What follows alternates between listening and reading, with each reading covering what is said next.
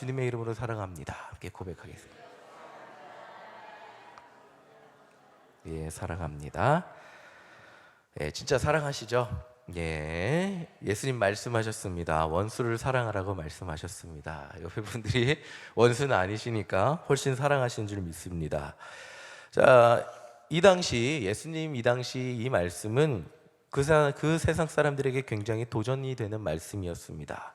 당시 그 사람들 법을 구성하고 있던 기초는 함무라비 법전이라는 법인데, 이 그 함무라비 법전에 근거한 로마법에는 역시 눈에는 눈, 이에는 이라는 원칙이 적용이 되어 있었습니다.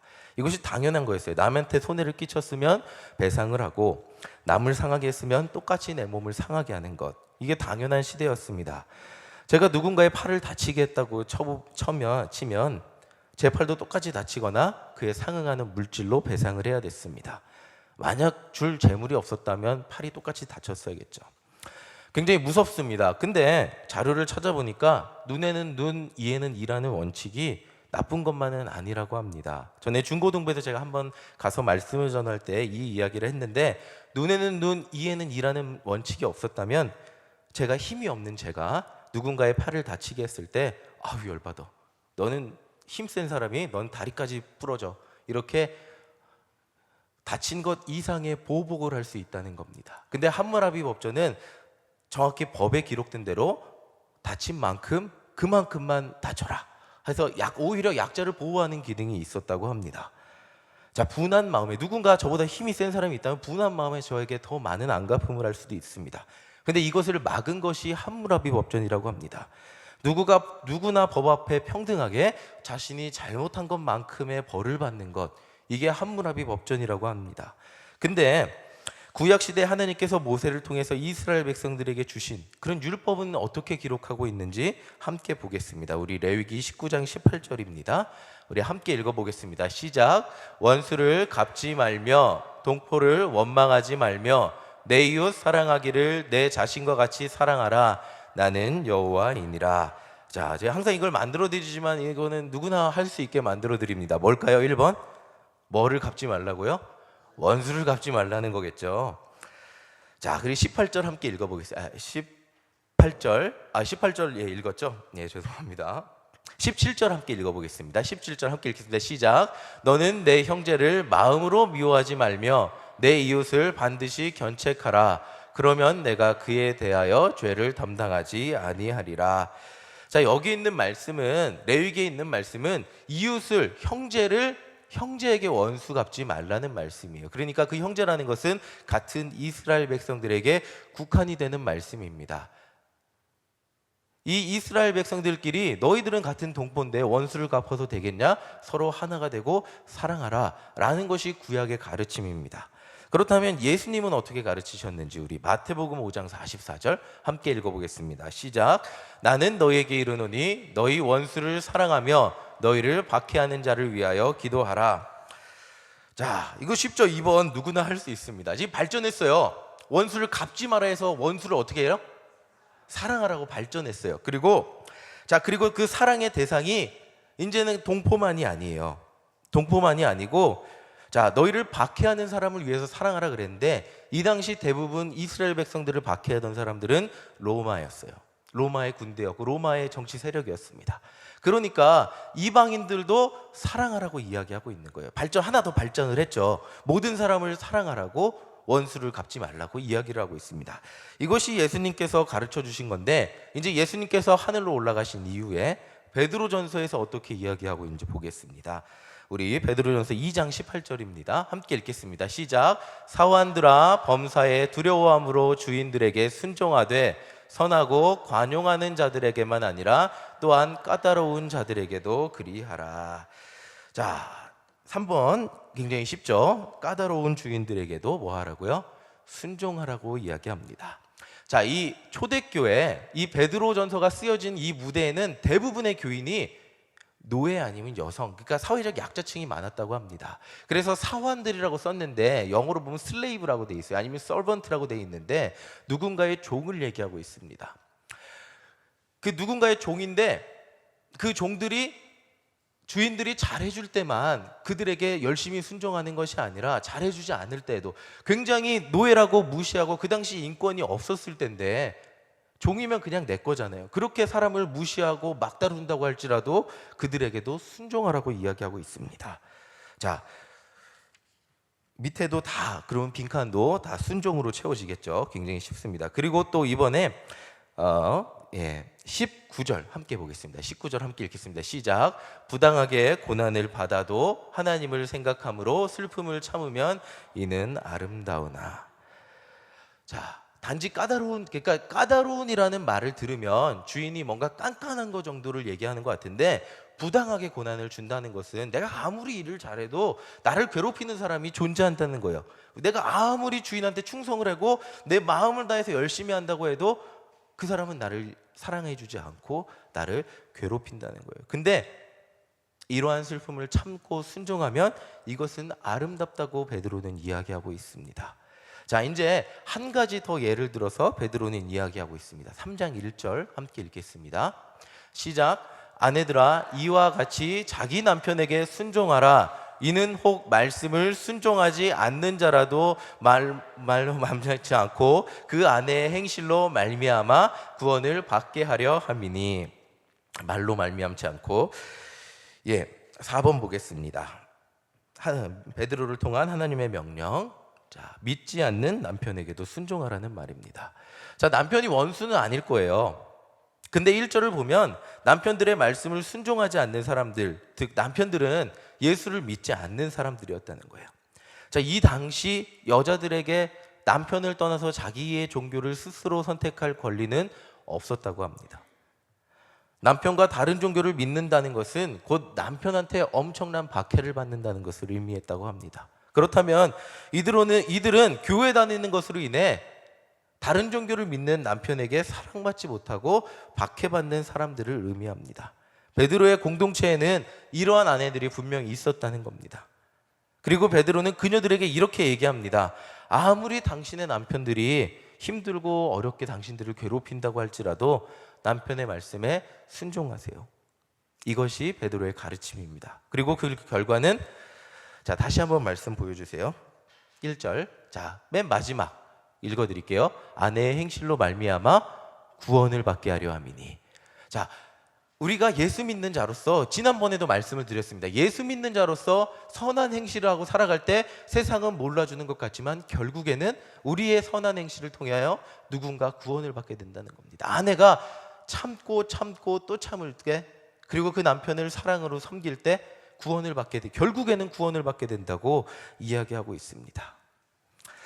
자, 이 당시 노예와 여자는 사회의 가장 낮은 부분이었어요.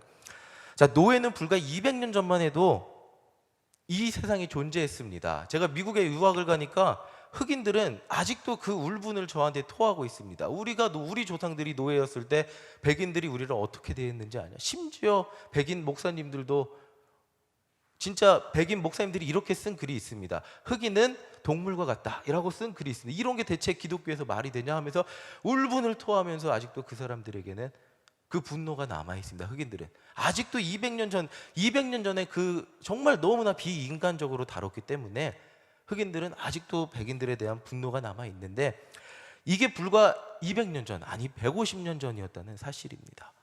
노예라는 것, 굉장히 밑바닥에서 자기 의견 하나도 없이 시키면 시키는 대로 인간으로서 누릴 수 있는 아무 권리는 없고 일만 해야 되는 존재가 노예였다는 겁니다. 자, 그렇다면 여성을 보겠습니다. 여성은 100년 전만 해도 대통령을 뽑을 권리조차 없었습니다. 참정권이라고 하는데 정치에 참여할 권리, 여성은 사회의 목소리를 낼 권한이 없었습니다. 여자는 그저 집에서 그냥 일하는 사람, 조용히 있는 사람이었습니다. 그렇다면 2000년 전 로마 시대에는 이것보다 훨씬 더했다는 겁니다.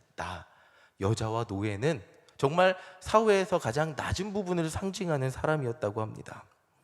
자, 이들이 무시당하고 괴롭힘 당할 때 베드로는 이들에게 이렇게 권면하는 겁니다. 그래도 당신의 주인과 남편을 사랑으로 섬기세요 라고 권면하고 있는 것입니다.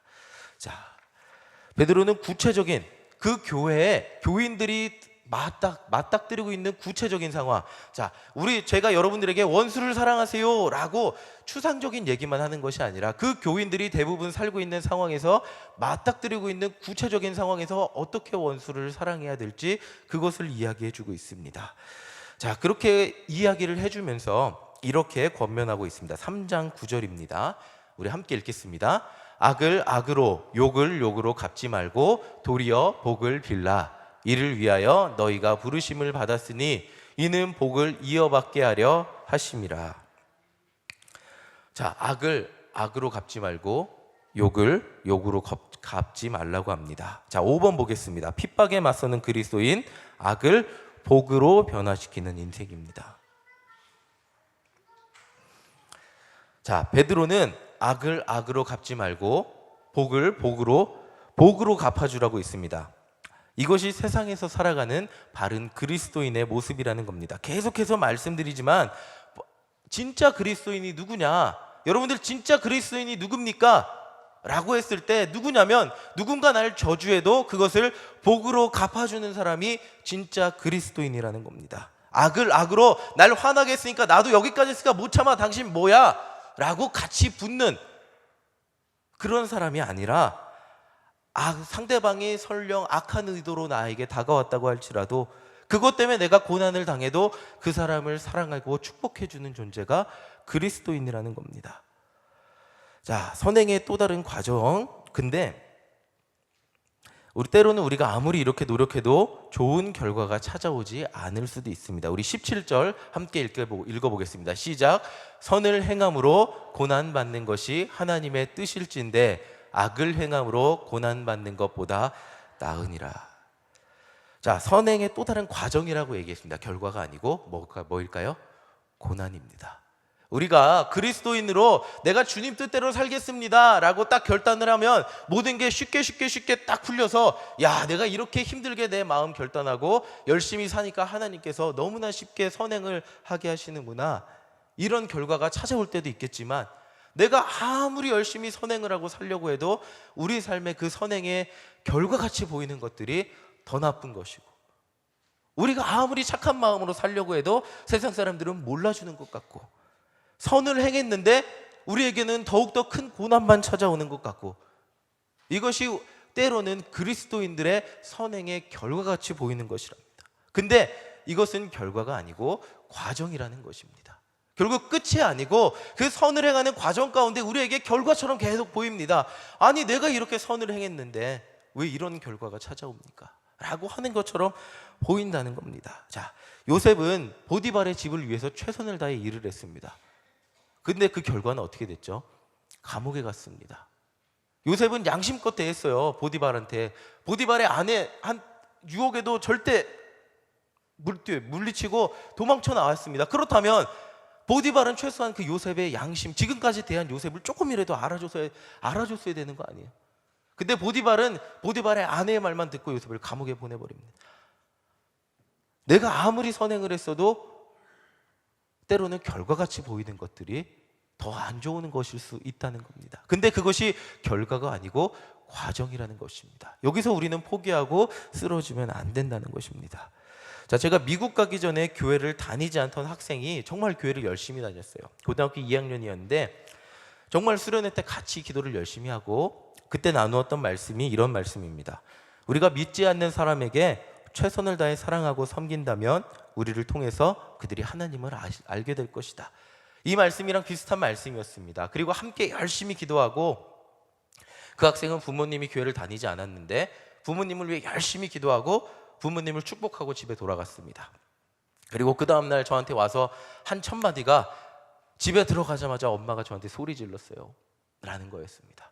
제가 그렇게 부모님을 위해 열심히 기도하고 갔는데, 저 부모님은 그럴만하죠. 고등학교 2학년 여자애가 밤 11시에 집에 들어왔으니까 너는 어디 갔다 이제 오니라고 소리를 지를만 하죠. 그 교회가 밥 먹여주니 라고 얘기할 만하죠. 근데 그 여자의 입장에서는 내가 아무리 부모님을 사랑하고 부모님께 최선을 다해서 하나님의 모습으로 부모님을 사랑하려고 해도 부모님이 그렇게 소리 지르는데 저는 어떻게 해야 됩니까? 라는 이야기를 저한테 해준 적이 있습니다. 그 화내는 부모님의 얼굴을 보자마자 자기가 부모님을 향해 기도했던 모든 것들이 다 사라지는 것 같은 느낌이 들었다고 합니다. 하나님께 은혜 받고 부모님 제발 교회 다니게 해주세요 라고 기도했던 그 간절한 그 여자아이의 마음이 그냥 한순간에 사라진 것처럼 느껴졌다고 하였습니다. 내가 아무리 바뀌려고 해도 가족이 변화되지 않는데 전도사님 저는 어떻게 해야 돼요? 언제까지 사랑해야 돼요? 언제까지 사랑해야 돼요? 라고 저한테 물어봤던 적이 있습니다. 그래서 저는 그 당시에 쉬운 대답을 내려주지 못했습니다. 그냥 열심히 같이 기도하자. 언젠가 하나님께서 부모님을 구원해 주실 거야 라고 얘기했습니다. 우리는 살면서 이 학생과 같은 상황을 어렵지 않게 만나게 됩니다. 나 혼자 변한다고, 나 혼자 최선을 다한다고 변하지 않는 상대의 모습에 지치고 포기하고 싶기도 합니다. 그래서 베드로는 우리가 쉽게 포기하지 못하도록 예수님의 그 예를 들어줍니다. 자, 포기하지 않는 사랑의 증거가 바로 예수님 그리스도입니다. 성경을 보면 계속해서 반복이 되는 얘기가 있습니다. 하나님께서 인간을 사랑하셔서 축복하십니다. 그리고 인간은 행복합니다. 근데 그 행복이 너무 넘치는 결과 다시 죄를 짓습니다. 죄를 짓고 다시 죄의 수렁텅이로 빠져들면 어떻게 헤어나올 방법이 없으니까 하나님을 찾습니다. 하나님의 사랑으로 구원받습니다. 이 반복인데 이 반복을 끊어놓으신 분이 여러분들 다 알고 계시죠? 누구시죠? 예수 그리스도입니다. 자, 2장 22절부터 24절까지 함께 읽어보겠습니다. 시작. 그는 죄를 범하지 아니하시고 그 입에 거짓도 없으시며 욕을 당하시되 맞대어 욕하지 아니하시고 고난을 당하시되 위협하지 아니하시고 오직 공의로 심판하는 이에게 부탁하시며 친히 나무에 달려 그 몸으로 우리 죄를 담당하셨으니 이는 우리로 죄에 대하여 죽고 의에 대하여 살게 하려 하심이라. 그가 채찍에 맞음으로 너희는 나음을 얻었나니. 자, 22절 다시 보여주세요. 예수님 죄가 아무것도 없었습니다. 근데 우리를 구하기 위해서 욕을 당하셨습니다. 근데 같이 갚아주지 않으셨습니다. 그리고 24절 보여주세요. 우리 죄를 담당하셨고 예수님께서 십자가에 맞음으로 우리가 나음을 입었습니다. 이것이 예수님께서 걸어가신 길입니다. 자, 7번 예수 그리스도의 사랑. 뭐가 없으신 분일까요? 죄가 없으신 분이 뭘 당하셨을까요? 고난을 당하시고 십자가에서 죽으셨습니다. 이게 예수 그리스도의 사랑이라는 거예요. 자, 그러면 우리는 어떤 사람입니까? 예수 그리스도의 십자가를 지고 따라가는 사람입니다. 그렇다면 우리가 예수 그리스도를 믿고 선을 행하며 살겠다고 결단을 하고 집에 돌아갔습니다. 근데 예기치 않은 고난들이 우리 삶에 찾아옵니다. 그럼 그 순간 우리가 해야 될 것은 당황스러움이 아니라 그 순간 우리가 반응해야 될 것은 하나님 왜 기도했는데 이런 어려움이 우리에게 찾아왔습니까? 라는 의문이 아니라 하나님 주님이 나를 위해 희생하신 것처럼 나도 의를 위해 희생하고 헌신하는 삶을 살게 해주십시오 라고 결단하며 그 고난과 어려움을 견딜 힘을 달라고 기도하는 것일 겁니다. 이것이 예수를 따르는 삶의 모습일 겁니다. 그래서 자, 그리스도인의 사명 8번.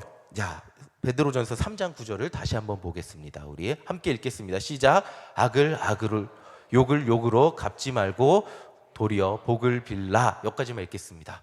자, 뭐라고요? 악을 악으로 갚지 말래요. 욕을 욕으로 어떻게 하라고요? 갚지 말래요. 그리고 어떻게 하래요? 도리어?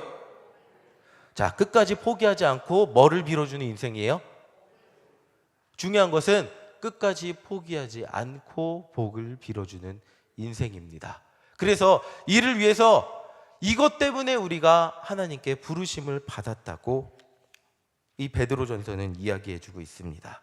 자, 하나님께서 우리를 세상 가운데 부르신 이유와 목적은 세상 사람들 가운데 복의 근원, 복을 빌어주는, 축복을 하는 역할을 감당하는 사람이 되는 것입니다. 자, 마태복음 5장 11절 12절 말씀 함께 보겠습니다. 우리 함께 읽겠습니다. 시작. 나로 말미암아 너희를 욕하고 박해하고 거짓으로 너희를 거슬러 모든 악한 말을 할 때에는 너희에게 복이 있나니 기뻐하고 즐거워하라. 하늘에서 너희의 상이 큼이라. 너희 전에 있던 선지자들도 이같이 박해하였느니라. 자, 복이 있는 그리스도인이 뭘까요? 예수 그리스도의 이름 때문에 박해받는 인생입니다. 자, 박해라는 것, 고난을 받는 것, 굉장히 주제가 또 이게 쉽게 생각할 문제는 아닙니다. 그러나 우리가 한 번쯤 예수 그리스도의 자녀로서 살기 위해서 생각해 보아야 될 문제입니다. 성경은 우리에게 많은 성공과 많은 예수 안에 있는 기쁨을 이야기합니다. 근데 동시에 또 예수 그리스도를 믿음으로써 우리에게 찾아오는 어려움과 고통과 고난을 이야기해 주고 있습니다. 그것이 참 우리가 견뎌야 될 몫인데 때로는 이것을 견디기가 너무 힘들고 때로는 내가 예수를 잘못 믿어서 나에게 이런 고난이 찾아오는가 이런 생각이 들기도 합니다. 자, 근데 결론은 예수님, 우리 그리고 하나님의 명령 때문입니다. 내 이웃을 내 몸과 같이 사랑하라고 하셨고 내 원수를 사랑하라고 하셨기 때문입니다. 예수님을 믿는 우리 모두는 이 말씀에 동의합니다. 근데 이 말씀을 우리 삶의 구체적인 곳에 적용을 해보겠습니다. 여러분들 원수를 진짜 사랑하실 수 있습니까? 구체적인 상황에 대입을, 베드로전서는 이 구체적인 상황에 대입을 하는 거예요. 너희를 그렇게 학대하고 괴롭히는, 지금이야 뭐 여자를 때리는 문제가 없었겠죠. 그 당시는 근데 폭력이 없었다고 말하지 않습니다. 남편이 아내를 때리는 것 없었다고 이야기하지 않습니다. 주인이 노예를 때리는 건 아무 문제도 되지 않았어요. 종인데 내 건데 내 물건인데 죽이는 것도 문제가 되지 않았습니다. 근데 그렇게 박해하고 괴롭히는 사람을 사랑하라, 구체적인 상황에서 사랑하라고 적용해서 베드로전서는 이야기하는 거예요. 여러분들의 살아가고 있는 그 구체적인 상황에서 여러분들을 괴롭히는 세력을 사랑하실 수 있습니까? 라고 물어보는 것이 베드로전서라는 거예요. 여러분들을 괴롭히고 있는, 생각만 해도 치가 떨리게 하는 그 사람들을 향해 복을 빌어주고 축복하실 수 있습니까? 라고 물어보는 것이 베드로전서 말씀이에요. 그 치가 떨리는데 진짜 축복할 수 있다면 당신은 그리스도를 따르는 사람입니다. 당신은 그리스도의 자녀입니다. 그렇게 하기가 너무나 어렵다면 당신은 그렇게 해야 됩니다. 왜냐하면 그것을 위해 당신이 하나님 앞에 부르심을 받았기 때문입니다. 세상 가운데 빛이 되십시오. 자, 이 말씀은 너무나 쉽습니다. 여러분들 어두운 세상에 빛이 되십시오 라고 하면 아멘 하는 건 너무나 쉽습니다. 근데 그 빛이 되기 위해 감당해야 될 고난과 내 마음 내 고통과 어려움은 대답하기가 너무나 어렵다는 것입니다. 이 말씀을 제 삶에 저 혼자 적용해 보려니까 어려웠습니다. 참 어려웠습니다. 저를 힘들게 했던 분들,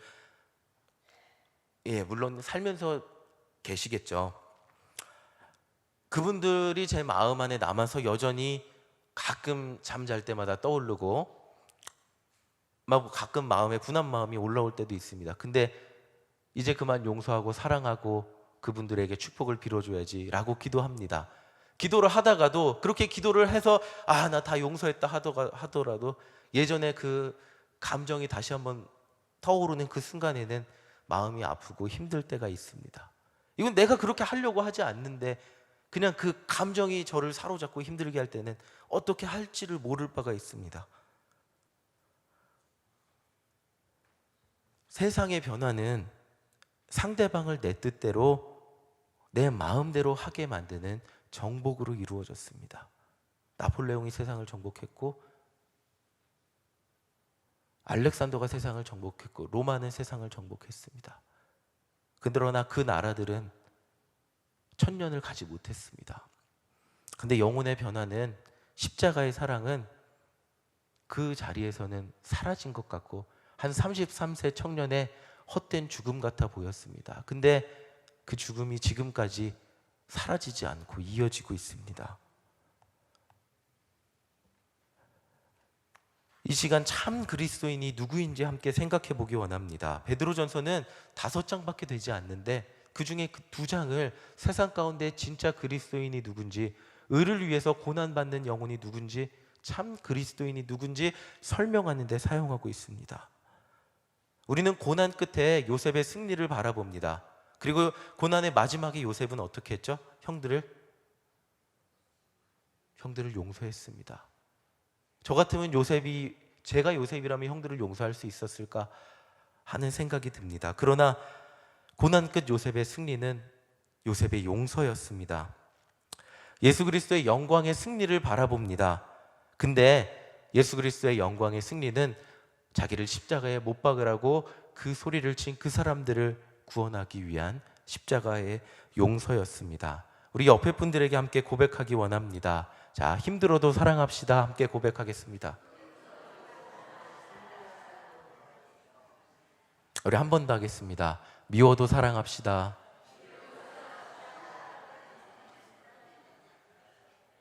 자, 마지막입니다. 포기하지 말고 사랑합시다. 함께 고백하겠습니다.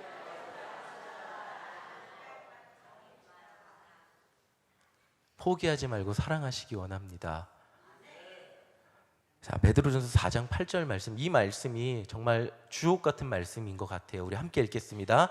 무엇보다도 뜨겁게 서로 사랑할지니 사랑은 허다한 죄를 덮느니라. 저를 화나게, 저에게 마음에 큰 상처를 주었던 그분에 대한 그 마음에 어느 날 갑자기 올라오는 그 감정은 저를 어쩔 수 할 수 없게 만듭니다. 그러나 그럼에도 불구하고 제가 예수 그리스도의 십자가를 기억할 때 그 사랑은 허다한 죄를 덮는 것을 경험할 수 있었습니다. 근데 저만 남의 잘못을 덮었을까요? 저같이 죄 많은 사람도 덮어지는 것을 경험하였습니다. 사랑은 우리의 많은 죄를 덮어주십니다. 그리고 그 사랑으로 인해 여러분들이 수많은 사람들의 죄를 덮어주고, 거기서 끝나는 것이 아니죠. 뭐죠? 복을 빌어주는 사람이 되는 것입니다. 원수를 사랑하십시오. 뜨겁게 사랑하십시오. 허다한 죄를 덮어주시는 그 사랑으로 나아갈 때 진짜 원수를 사랑하시는 저와 여러분이 될 수 있으리라 믿습니다. 하나님의 은혜가 저와 우리에게 함께하기를 간절히 소망합니다. 아멘. 우리 이 시간 함께 기도하겠습니다. 함께 기도하겠습니다.